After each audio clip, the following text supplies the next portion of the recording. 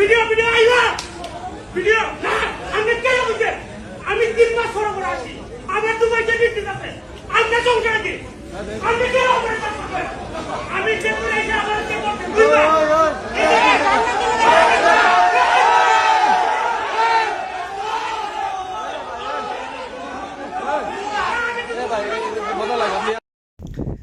কি আর বলবো, অনেক দুঃখজনক বিষয়। আমাদের বাংলাদেশের বিমানবন্দরের এই অবস্থাগুলো আমাদের প্রবাসী ভাইয়েরা প্রতিনিয়তই হয়রানি হইতেছে। যারা বাংলাদেশে যাইতেছে সবাই হয়রানি হইতেছে পেশার কম।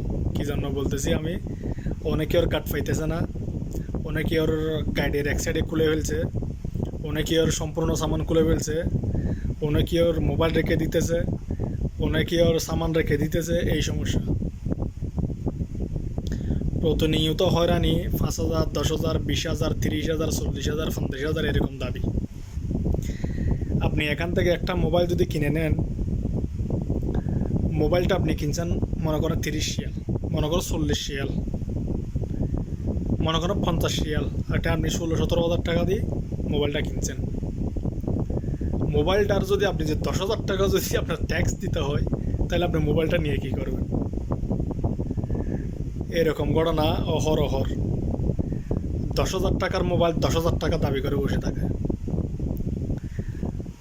এমন ভিডিও আমি ভিডিও ফুটেজের মধ্যে দিব, আপনারা সবাই দেখবেন, ভিডিওতে ধৈর্য সহকারে দেখবেন, সব কিছু বুঝতে পারবেন। লাগেজ সম্পূর্ণ খোলা, আরও যাত্রীর সাথে গরম হয়ে যায়, প্রতিনিয়ত হয়রানি। বিমানবন্দর থেকে আমরা বের হয়ে বাড়িতে যেতে পারি না, গাড়ির সামনে পুলিশ এসে দাঁড়ায় থাকে টাকার জন্য। আসলে প্রবাসীদের টাকা দিয়ে তারা চলে, প্রবাসীদেরকে তারা হয়রানি করে। এই সিস্টেমটা আমরা বুঝলাম না। বাংলাদেশের মানুষ বাংলাদেশকেই মারে, বিদেশে হোক দেশে হোক যে কোনো জায়গায় হোক। আমরা সরকারের আজ একটা আবেদন রাখবো, যে কোনো সরকার হোক, একটা আবেদন রাখবো যে প্রবাসীদেরকে নিরাপত্তা, প্রবাসীদেরকে একটা সম্মানের ভিআইপি সম্মান দেওয়া হোক, এয়ারপোর্টে গেলে একটা সম্মান দেওয়া হোক, সাইসামানের কোনো ঝামেলা না হোক। যে কানুনের বাইরে চলবে, যার কাছে স্বর্ণ একটা থেকে 2টা পাবে, যা কানুনের বাইরে যাবে তাকে অবশ্যই গ্রেপ্তার করবে, এটা কোনো সমস্যা না। কিন্তু যে রিগেল পথে তাকেও হয়রানি করতেছে।